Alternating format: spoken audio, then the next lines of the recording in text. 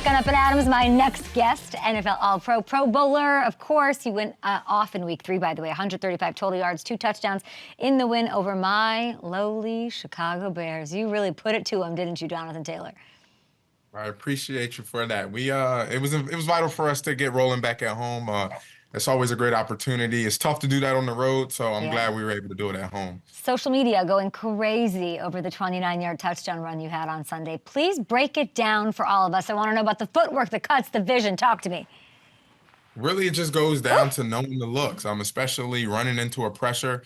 You got to understand that majority of all of the gaps are closed off. That's why they're bringing the pressure. So you just got to find a way to find that slither. There's always going to be that one unaccounted for gap that you can get through. But then after that, shout out not only to the O-line, but the tight ends, Mo, receivers, Pitt and Alec. Those are the reason those runs go. When those guys are blocking their tails off downfield, constantly fighting relentlessly, those are when you get those long touchdown runs.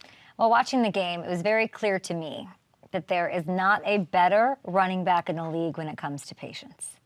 Look at this play from the third quarter, okay? You took it for 21 yards. Let's take a look here. The most difficult part I need to know about getting to this level where the game literally slows down for you like this.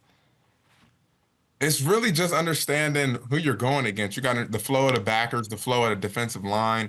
Are these guys penetrators? Do they kind of sit back and wait for you? So whenever you're looking at film and you're trying to figure out who you're going against, it's a chess match and understanding their tendencies. So then you can kind of play with your tempo and you know where you're going on offense. So they're guessing and trying to figure out what you're doing.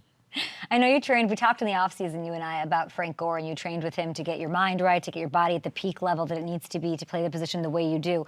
Is there a running back that you'd say you sort of look at or try to mirror in terms of finding the patience? Definitely. Well, of course, we're just working with Frank Gore and just his toughness and patience. But I was definitely a Le'Veon Bell guy. Just understanding that he always understood the scheme and the defensive front that he was running against, which allowed him to be able to generate a lot of yards when seems like it should have been a tackle for loss or a negative run. So I just feel like those are two guys that I kind of tend to watch. Of course, I've always watched Arian Foster and Adrian Peterson, but as far as the patience, for sure, Le'Veon Bell. You have back-to-back 100-yard games for the first time since the end of the 2021 season. What was that moment for you this season when you sort of knew you were back to rushing leader of the NFL, Jonathan Taylor? Once I reported to camp and just had that full off season, and it's always tough when you have to start your off season getting back to baseline and then begin your actual training regimen. So it was actually really refreshing this off season to be able to get right into my training regimen and not have to, rehab and nurse your body back into baseline, which would take a month or two, and that digs into your training time. You got the Steelers this week, my friend, I see here. Back at home, that beautiful Lucas Oil Stadium in Indianapolis. I have a bone to pick with you because we were hanging out in Indy not long ago, and you dropped some hints that you were going to have a touchdown celebration, something to reveal, and now 3 touchdowns. I haven't seen it yet. Do I have to call Kenny Moore personally to get you to break it out against the Steelers? What gives? No. So that second touchdown I had, I was just excited that I got in. But the first one, I seen T.Y. It was, I just had to dap T.Y. up. But it's coming. It's coming. Trust me. It's coming. Okay, got it. Speaking of celebrations, explain to me what was going through your mind with the obviously your mascot's crazy, and Blue did this and it was everywhere. What did you think? Gronk told me it was too pumpy. What do you think? But that's his go-to. And if anybody knows Blue, that's his go-to move. That's his go-to move. I don't know if you haven't seen him before, but just if that's your first time seeing Blue do that move, just know you'll see that 99.9% of the time. Love that. Well, hopefully you're scoring touchdowns, not hitting field goals, so we won't see him at least against the Steelers. I very much want you guys to do well, even though you guys beat my Bears. But let's talk a little bit about sort of Anthony Richardson. And I got to meet him, and he's super imposing and super humble and a great leader. I feel like we're still scratching the surface on what you two can do as, being this dual threat RPO combo coming out the backfield. I said it a million times to you both, like you only had 2 snaps together last season. How's it been going so far, getting into the rhythm and the balance together? I love it now. Just being able to have the chance and opportunity to build that on-field chemistry, like you mentioned, 2 snaps the year previously. So now we've been getting not only practice reps, but live in-game reps to be able to build that chemistry.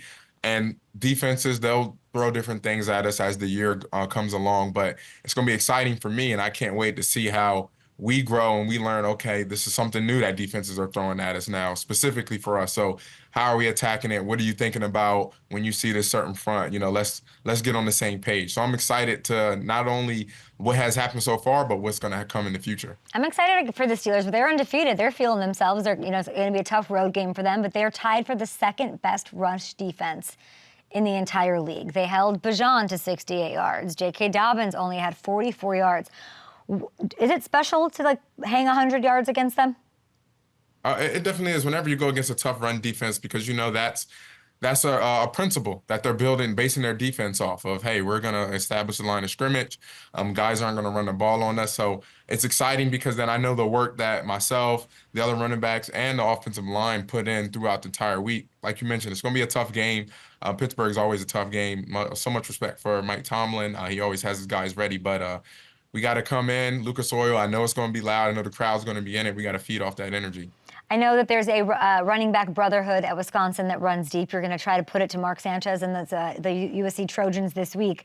I do want to ask you about the youngest player in the NFL right now. Okay, Braylon Allen with the Jets. He's 20.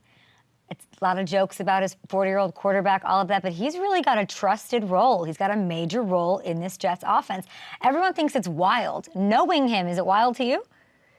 It's refreshing to be on the other side of it now. Just from my years at Wisconsin, and then looking up to the Melvin Gordons, the Monty Balls, the Ron Danes, and seeing them have success in the league, but now being on the other end of watching a young guy who I watched at Wisconsin and saw his journey, and now him transitioning to the NFL and him beginning to find his way. It's really exciting, and I know he's worked really hard for it. I know he's continued to work. So it's exciting. I can't wait to see how he grows throughout this year, because I think he's going to be a great player in this league. Really great player. Love that, Jonathan. Good luck against those Steelers in Week 4. No pressure. I'm looking at the numbers. I'm still pretty confident you're going to get those 2K this year. Thank you very much. I appreciate you, as always.